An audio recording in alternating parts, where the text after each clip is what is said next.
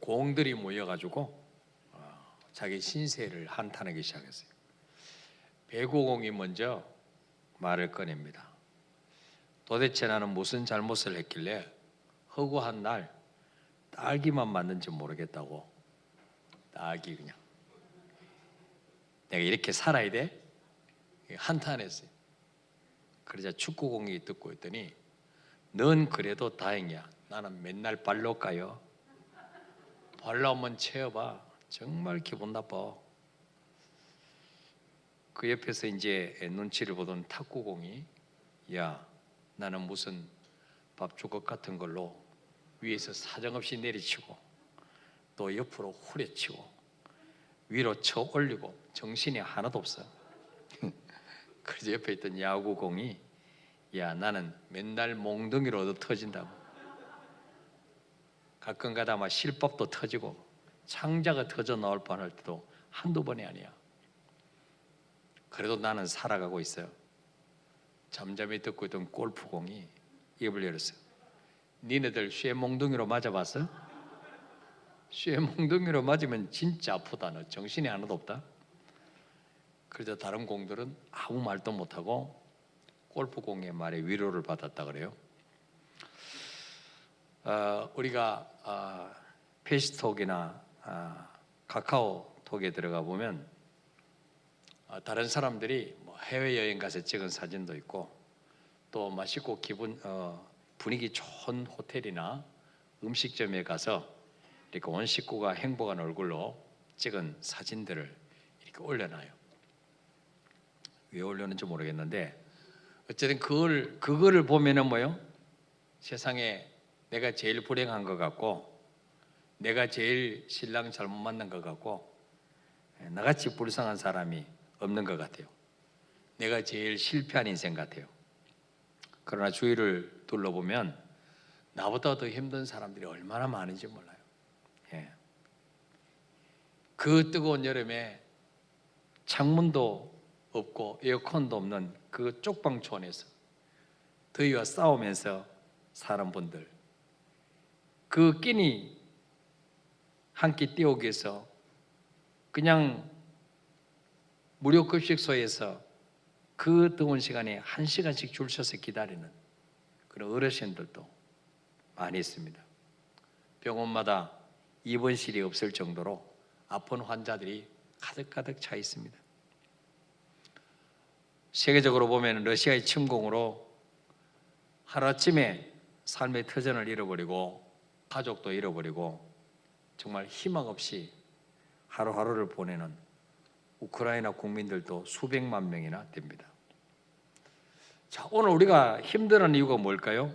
혹시 누군가의 화려한 사진이나 SNS를 보고 내 현실과 비교하기 때문에 힘든 것은 아닐까 생각해 봐야 돼요. 오늘 18절에 보니까 범사에 감사하라. 이것이 그리스도 예수 안에서 너희를 향하신 하나님의 뜻이니라 그랬어요. 범사에 감사해라.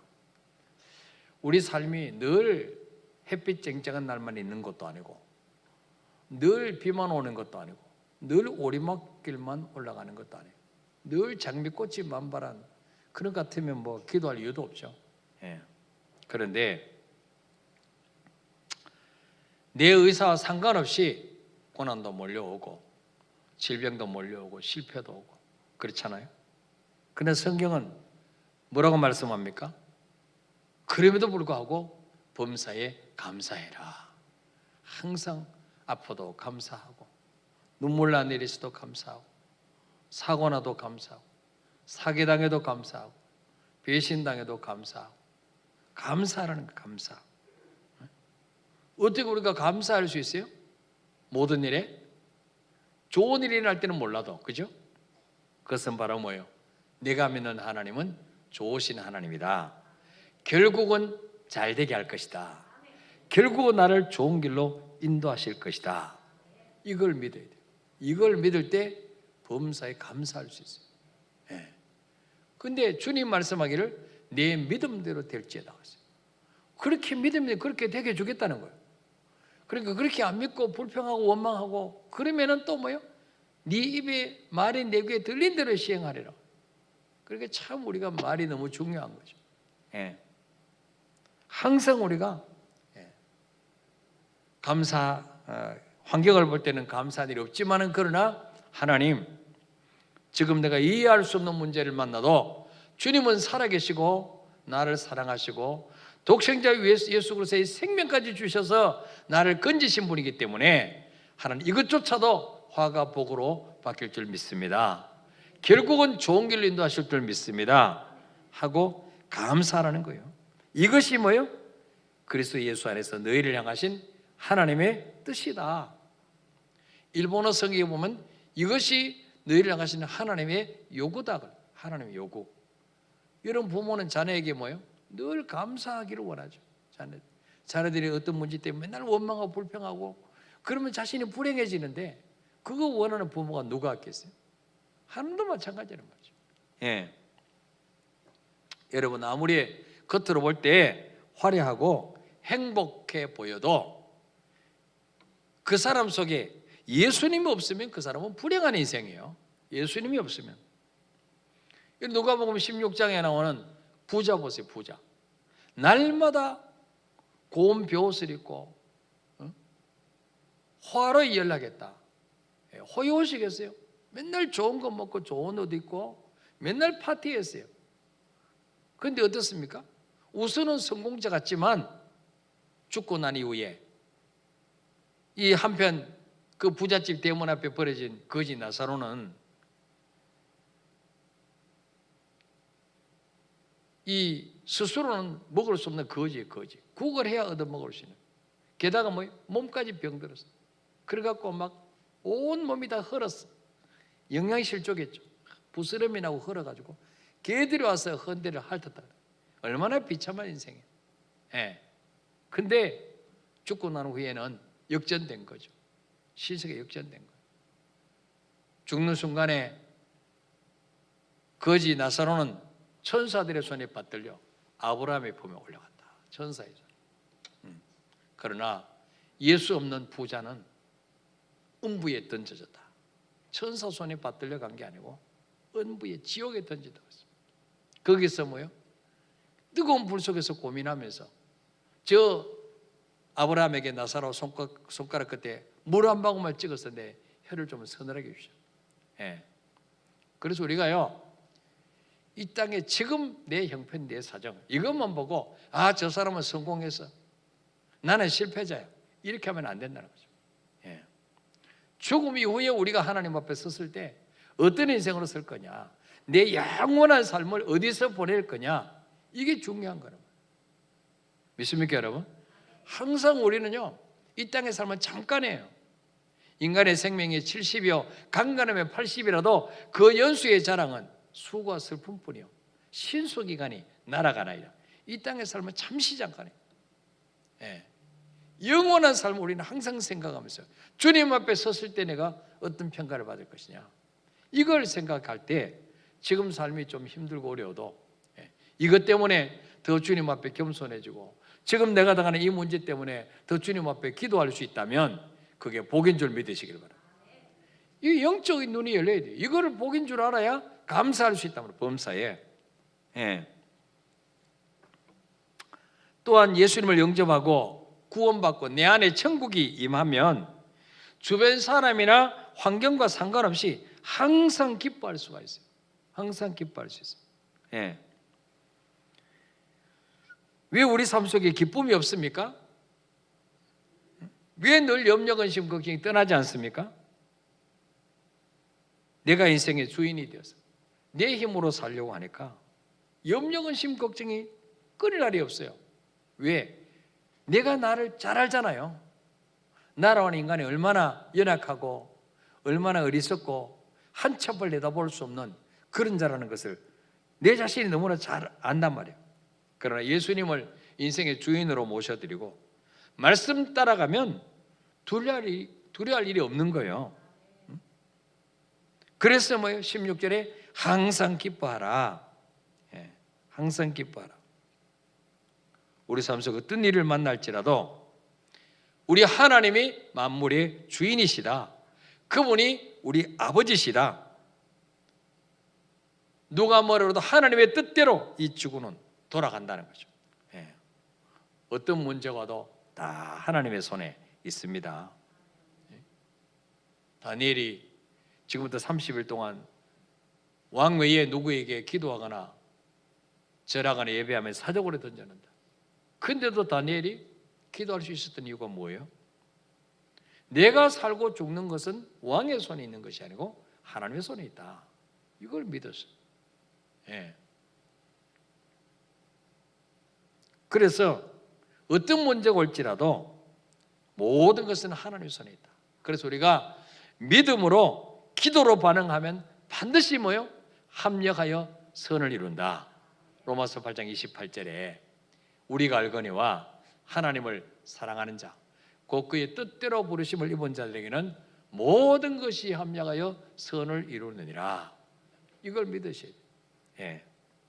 그래야 어떤 환경 속에서도 항상 기뻐할 수 있는, 범사에 감사할 수 있어요. 그 다음에는 뭐예요? 17절에 쉬지 말고 기도하라. 하나님은 사랑의 하나님인데 왜 고난을 주십니까? 왜 문제도 주십니까? 우리를 골탕 먹이거나 우리 것을 뺏어가거나 우리를 힘들게 하려고 문제 주시는 게 아니고 기도해서 하나님의 살아계심을 네가 경험해봐라. 믿음 키우기 위해서. 너는 내 자녀야. 너는 내 것이야. 너를 책임져 줄 분이 있어. 그리고 혼자 고민하지 말고 고아처럼 기도라고 주시는 문제예요. 근데 쉬지 말고 기도하는 것은 바로 무슨 말이에요? 하나님은 쉬지 않고 응답해 주실 준비가 되어 있다는 거예요. 하나님은 밤에도 새벽에도 낮에도 언제든지 쉬지 않고 네가 기도하면 응답해 줄 준비가 다 되어 있기 때문에 쉬지 말고 기도하라는 거죠. 예. 빌보 4장 6절에서 7절 한번 읽어볼까요? 시작. 아무것도 염려하지 말고 다만 모든 일에 기도와 간구로 너희 구할 것을 감사함으로 하나님께 아뢰라. 그리하면 모든 지각에 뛰어난 하나님의 평강이 그리스도 예수 안에서 너희 마음과 생각을 지키시라. 아멘. 아무것도 염려하지 말고. 여러분, 무엇이 우리의 기도를 방해합니까? 염려, 부정적인 생각. 야, 이러다가 내가 죽는 게 아니야? 죽으면 천국 가면 되지. 이러다가 망한 거 아니야? 망해도 대저 의인은 7번 넘어질 다시 일어난다. 7.8기. 예. 그래서 뭐 염려하지 말고 염려 대신에 뭐 하라고요? 모든 일에 기도와 간구로 너희 구할 것을 감사함으로 하나님께 아뢰라. 감사함으로. 예. 다니엘도 그 가운데서도 감사함의 기도지. 감사. 사자굴 들어간 줄 알면서도 하루 3번씩 예루살렘에서 창문을 열어놓고 감사함의 기도할 때 사자굴에 던져졌지만 하는 천사를 보내셔서 사자의 입을 틀어막으시고 기적의 문을 열으셨잖아요. 예. 그러니까 하나님이 왜 기도라고 하느냐? 평강 주시려고 기도라고 하는 거예요. 평강 주시려고. 믿습니까, 여러분? 문제가 올 때 기도 안 하면 문제가 점점 커 보이는 거예요. 그래서 계속 불안, 염려, 근심, 걱정이 떠나지 않는 거예요. 근데 뭐예요? 기도하면 문제는 작아 보이는 거예요. 기도 안 할 때는 문제에 짓눌려서 그 문제가 나를 죽일 것 같았는데 기도하면 뭐 별것 아니네 이거. 기도하면 주님이 역사하신 내가 왜 걱정했지? 왜 내가 잠 못 잤지? 예, 이거는 뭐예요? 하나님이 더 크게 보이는 거죠. 문제보다 더 크신 하나님이 기도할 때 보이는 거예요. 기도 안 하면 문제가 더 크게 보여요. 문제가 나를 죽이려고 해요. 예. 그래서 여러분, 저도 말씀드렸지만 염려와 기도는 반비례한다. 예. 염려 많이 하는 사람 치고 기도하는 사람 없고, 기도 많이 하면 염려 안 하는 거예요. 여러분 둘 중에 뭘 하시겠습니까? 염려를 배 터지게 하실랍니까? 기도를 배 터지게 하시렵니까? 뭘 하시겠어요? 염려는 아무리 해봤자 영양가가 하나도 없어요. 달라지는 게 하나도 없어요. 기도할 때 주님이 일하시기 시작해요. 그러니까 염려할 시간에 있으면 그 시간에 기도하시고 찬송하시기 바랍니다. 자, 우리 오늘 여기까지 하고 우리 찬양합시다. 그날이 도적같이 이룰 줄